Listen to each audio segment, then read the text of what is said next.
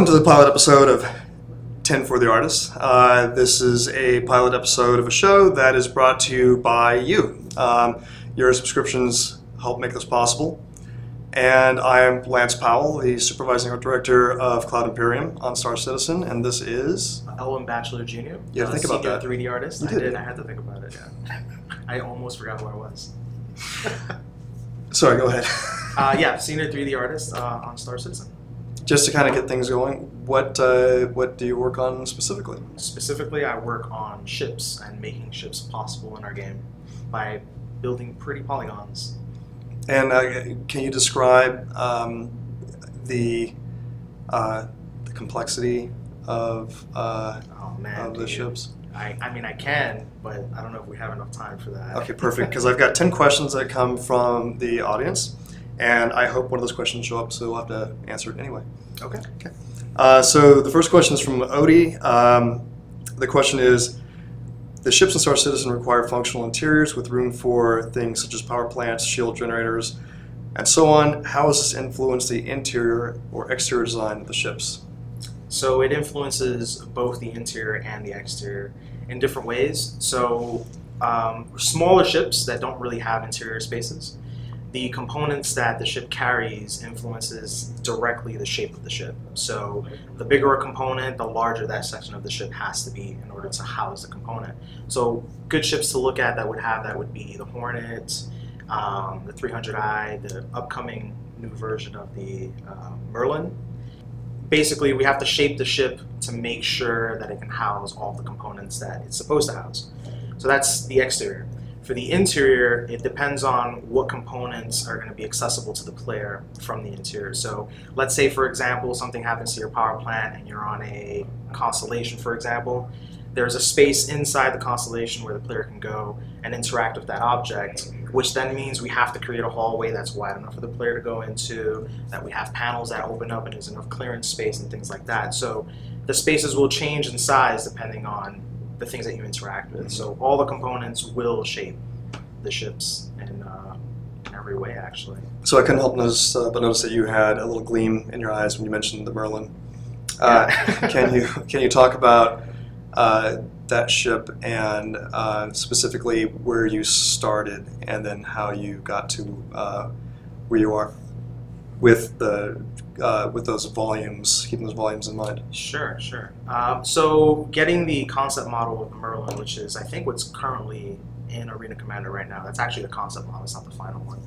So I had to sit down and go ahead and get all the components that the Merlin was supposed to house, get all the proper sizes for them, and then plop them into the ship and realize that none of it actually fits correctly, which then means I have to go through a process of changing the shapes, making certain sections fatter, making certain sections thinner, to make sure that it all fits. And then once that's done, I have to go through a pass of actually finessing the shapes, making sure that it communicates the right personality and things like that. So I use, let's say, a Mustang or traditional muscle cars as influences for that, on top of making sure that all the components work. So yeah, we went through a lot of pains to make sure that functioned, because the Merlin is an incredibly small ship, so you don't really have a lot of room to play when it comes to that.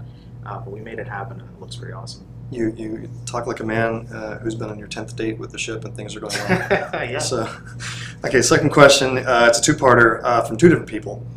From Cyberwolf, the question is, what types of reference materials do you use for weapons and ships? And the second question comes from Solo, which is, when you start out to design anything, how do you get your inspiration? Do you walk around the office, surf the internet, watch Star Trek, any of the science fiction series? Sure. Well, the absolute first thing that we tend to do, or that I tend to do anyways, find out how the thing works. That's like number one. Like, does it fold in this way? Do things deploy from this location? Things like that. Form follows function. Exactly. Right. So then we'll go ahead and do a resource dig, reference dig on things that do the same thing, like landing gears, for example, or how guns will deploy, what does the housing actually look like, and things like that. So we have tons of references to help us actually figure out those sections. And then we start thinking about how do we communicate the personality of the ship. And that'll come through, getting, like you said before, old Russian helicopters for MISC, for example, or actual contemporary stealth planes like the SR-71 for Aegis, and things like that. Or like I mentioned before, Mustangs or muscle cars for Kruger and things like that. So we have a language that we want to define for each manufacturer. And so we'll go ahead and do reference digs for those, the elements that we want to incorporate for that look.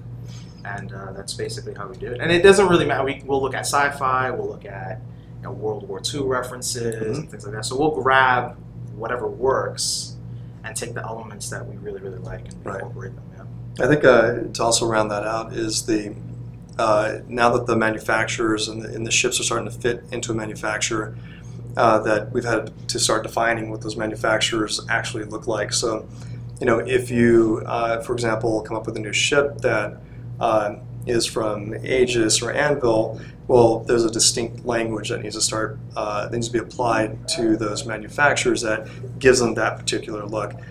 For example, MISC would be? MISC would be old Russian helicopters, right? So it's they have a lot of funky looking shapes is what they're basically known for. At least their older ships are like that. Some of the newer ones are a little more streamlined, but this because they're new, right? They're coming up with the times now. Right, exactly. Anvil, for example, they have a lot of fighters, military ships. They have more of sort of like a blocky look to their design. Aegis is a lot sleeker, things like that. So, yeah. That's right. So we're taking things forward, and moving them forward is going to be a lot more refined by manufacturers. So the ships will actually start becoming more distinct by that manufacturer type. Question number 4. I'll go back to 3. Question number 4 from Cyberwolf. Do the artists hang out together and exchange ideas with each other, or is an artist an island catering to their particular strengths? No, we hang out. We share ideas on a minute-to-minute basis. Basically, I'll call somebody over and say, hey, how does this look? Does it look like trash? Does it look amazing? What do you think? Right. I may love it, and someone else will be like, oh, that totally doesn't work. And I'm like, well, why not? Why doesn't it work? Right. And I'll do the same thing to them. So we go back. You do it to me all the time. Right.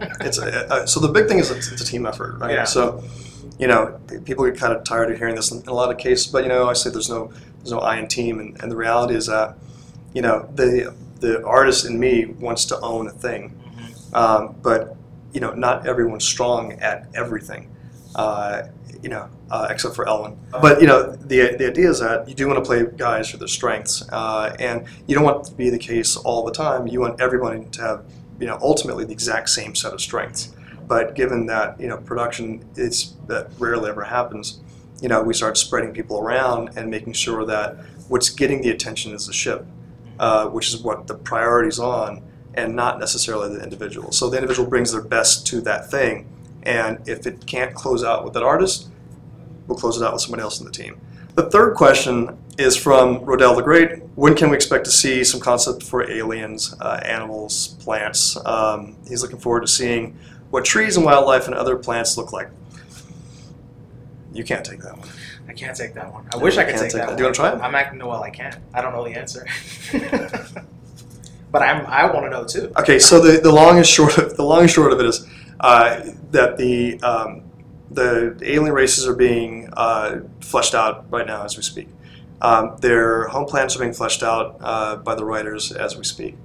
The details of those alien races they're as complex as I think you'd expect them to be, given the scope of the project.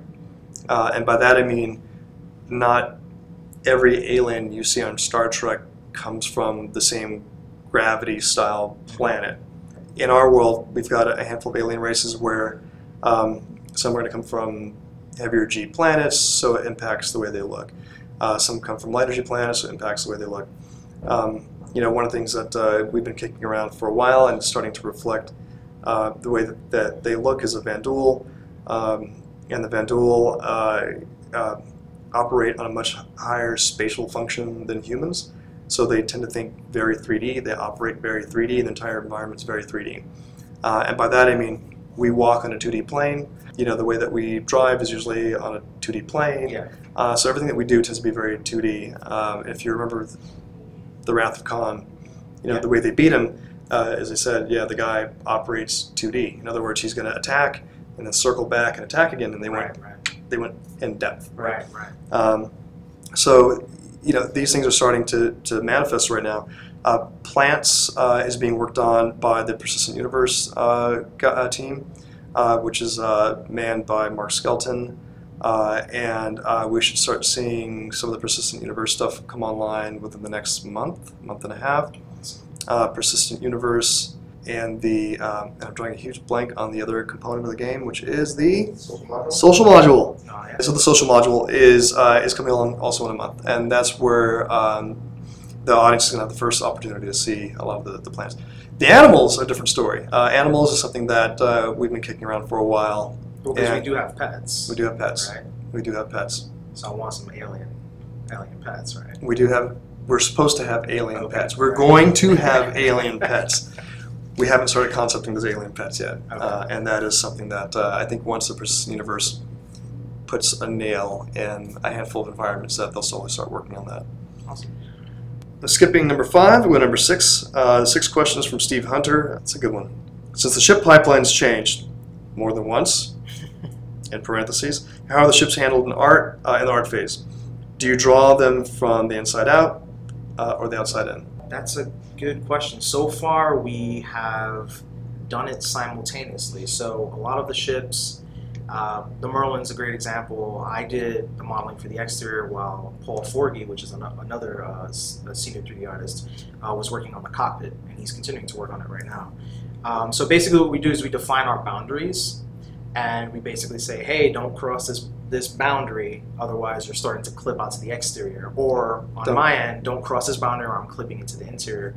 So we basically just define where the line. We draw the line on the sand and say, don't go over that side, and we're good. And then we can basically work, in isolation in our different scenes, and we'll go back and forth every day just to make sure things are getting updated properly.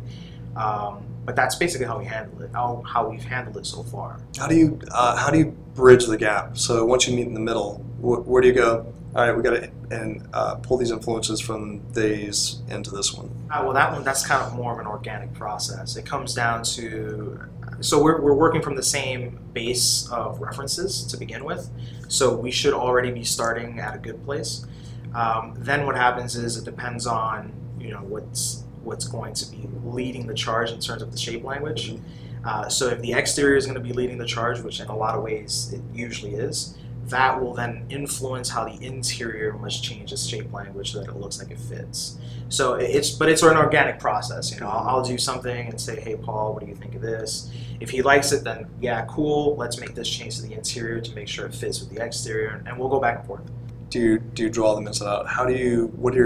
What phases do you go through in order to get to the final product? Okay, so ideally the process is we get a concept done.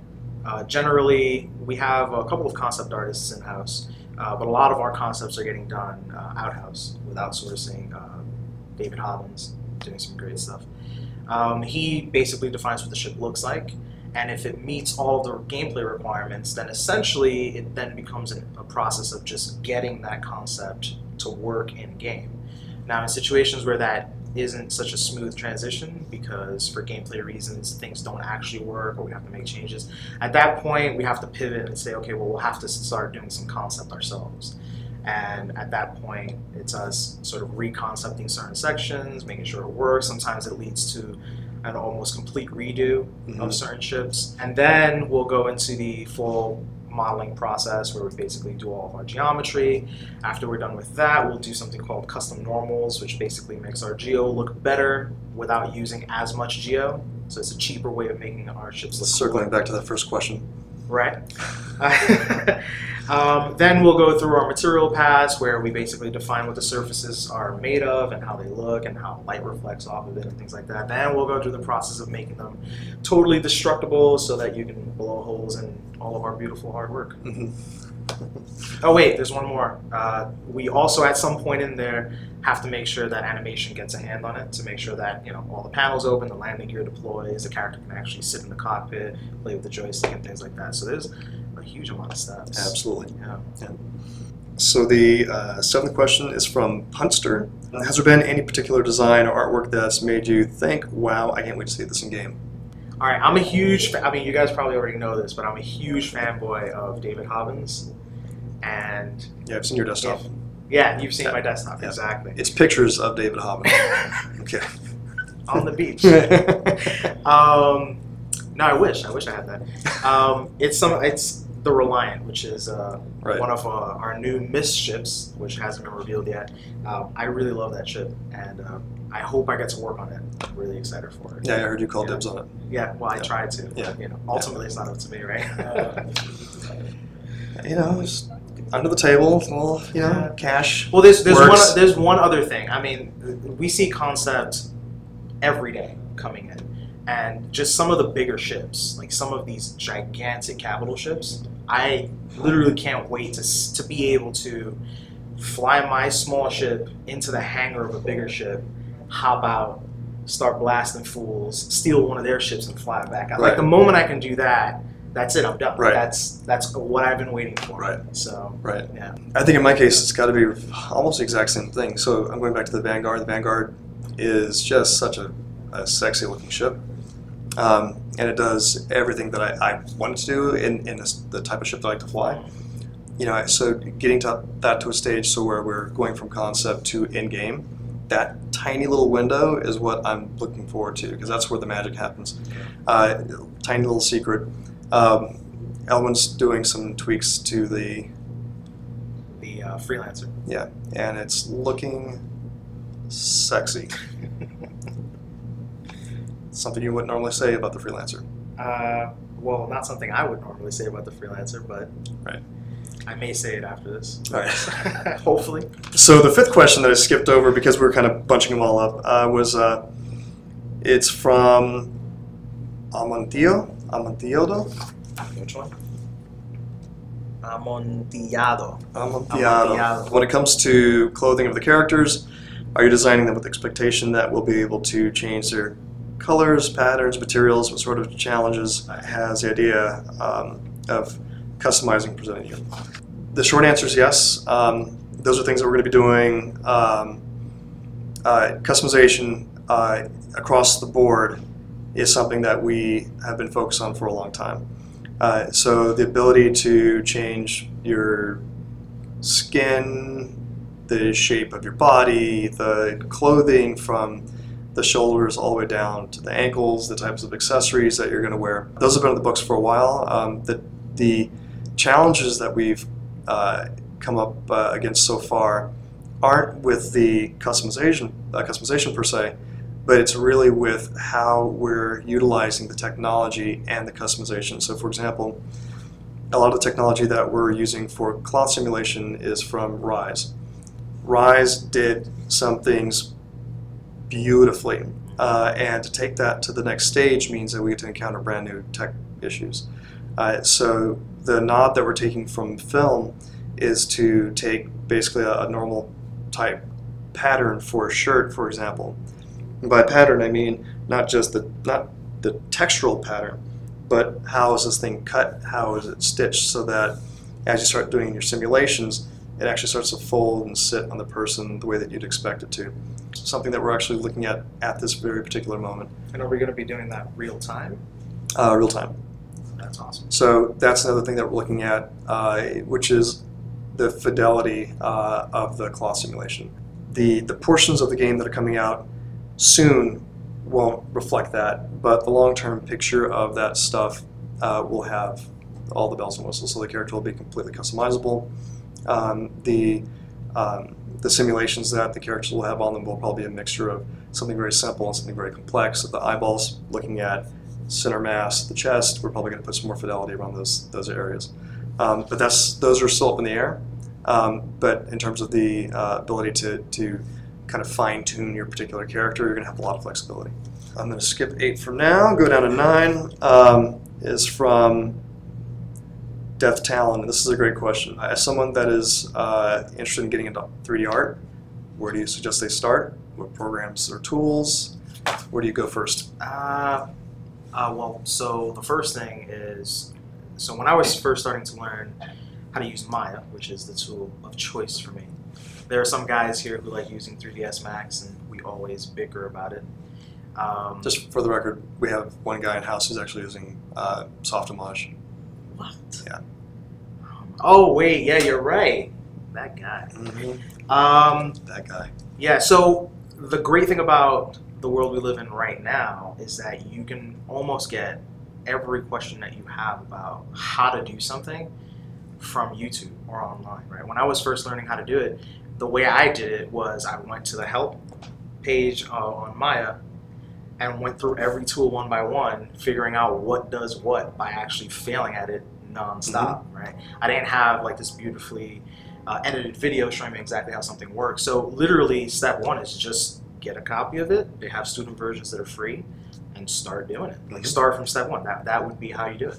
That's right. It's literally that simple. Right. I started in an era that was a little bit different than yours. Mine was more like CAD drawing on paper. Oh man. Okay. Scan that in, plot your points out. No, I'm kidding. That wasn't that bad. Yeah, but you're spot on. I think that there's great schools that can train you in how to be a very solid artist. They'll train you specifically in the use of the tool as a general artist all across the board. The ability to bring stuff to the table, the talents that the individual has is going to be a little bit different. People show up with interests that lean them towards a little more technical, a little more artistic. Those things, depending on the type of person that you are, will almost govern your interest and your focus. But I think that to Elwin's point, that there's enough material on YouTube at the very, very least to get started. The things that you can't measure ever are passion, drive, and a person's personal ability to grow. And those are independent of school and so on. So, right. I think that to the question from my perspective is always one of, as an artist, am I proficient in the technology and the tools that I'm going to be using? But then the more important thing is, do I give a damn about what I'm working on and the stuff I'm doing? Because that's what makes the difference between, decent, good, and great. Right, right. You make a good point. Just being proficient in a tool is just step one to be able to actually produce work. Right. That doesn't necessarily mean the work will be good, right? So being an artist and knowing Maya are actually two very different things, right? So the easiest one of those to get good at is just learning the tools, right? Which you can easily do through YouTube or any other online resource. Right. Becoming an artist, that's a lot harder. Right. That's exactly. Much harder. Right.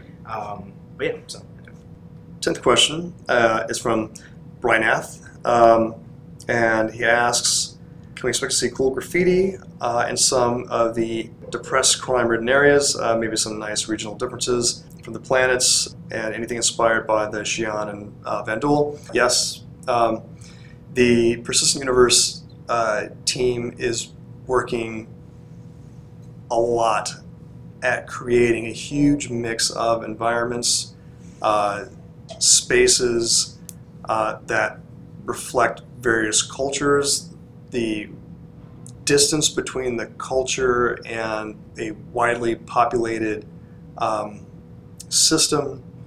So for example, if you're from Earth, everything around Earth will be built up and bustling. The further you get away from Earth, we'll start feeling a little more, kind of rough and tumble. The further you are away from Earth's influence, you're much more on that edge. And of the names of the NPCs right now that we're working with are specifically called, as boring as they are by name, Frontier, and it is the types of Frontier. Are you kind of an outlaw type person? Are you a pirate type person? Are you somebody who, a good description of Frontier could actually be like, Luke's home planet could be a Frontier. Okay. Serenity could be a Frontier. But it's opposite of Star Trek, which is, close to the home planet, right, which looks nice and shiny and built up. Graffiti is really interesting. It's it's something that we talked about with one of the teams, and that you wouldn't expect traditional graffiti, at least on a space station, right? So the question always becomes, well, if everyone has these digital components, everyone's got this digital stuff, where do they get the spray paint, right? And then what kid is running around with spray paint tagging on a space station. Right. So we do have a case with the Nix space station, which is a derelict asteroid space station that's been kind of run down. It's got a feel of kind of Akira, I guess is the best way to describe it. Okay. The question always comes back to the environment, which is where they get the spray paint. So how we go forward, is it digital spray paint? It's something we haven't really explored yet. So we do know it's something that we have to do. There may be an opportunity where people can actually put their own tags or so on in the future, so we have to solve that problem. And the very last question, which is number 8 out of 10, right. circling back, from Letwolf, which is, how do you personally deal with negative criticism when you're presenting something you'd otherwise be proud of? Oh man, that's Save a hard the best one, for last.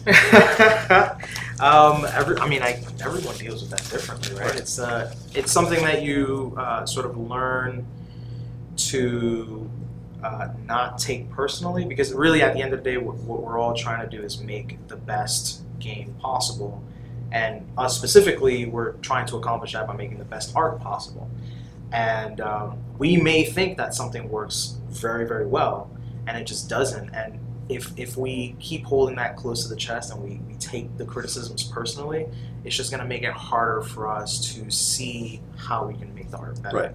So the way I deal with it is just realize that it's not a personal thing, right? Like although I put myself in the artwork that I create, the artwork isn't actually me. It's the thing I made. That's right. And so you are just trying to help me make that better, and right. so is everyone else. Right. And so, why would I take that personally? Right. So it's not always easy to do that. Everyone deals with it differently, but that's my perspective. Is we're all on the same team. Right. Yeah.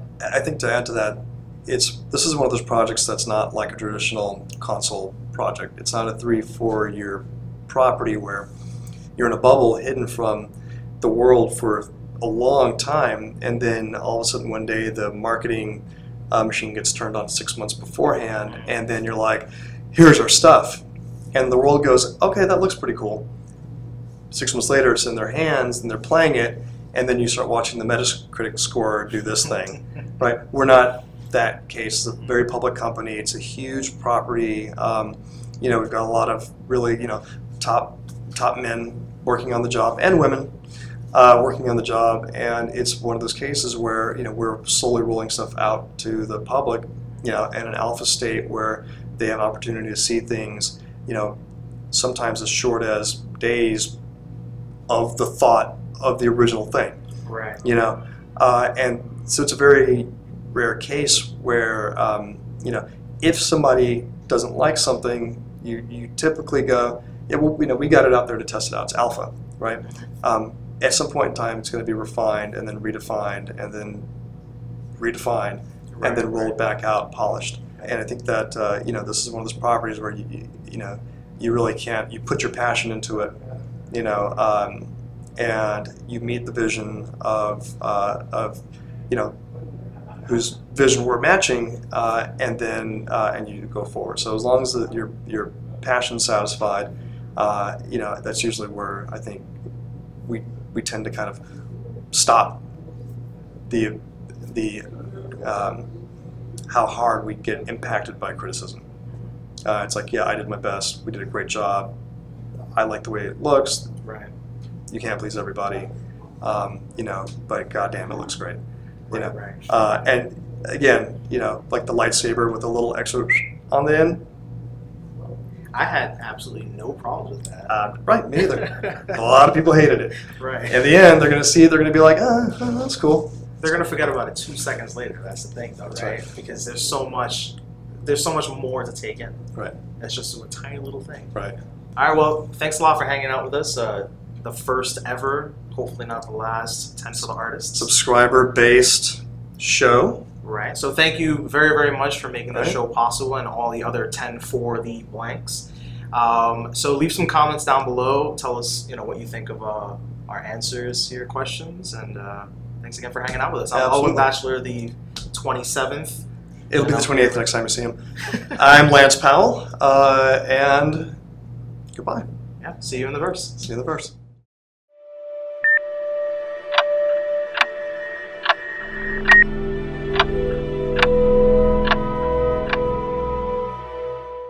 Hey guys, thanks for watching 10 for the Chairman. If you guys would like to see more episodes, go here. If you guys would like to subscribe to our YouTube channel and always keep up to date with all our video content, go here. And if you guys would like to watch episodes of Around the Verse, go here please. And I will see you in the verse.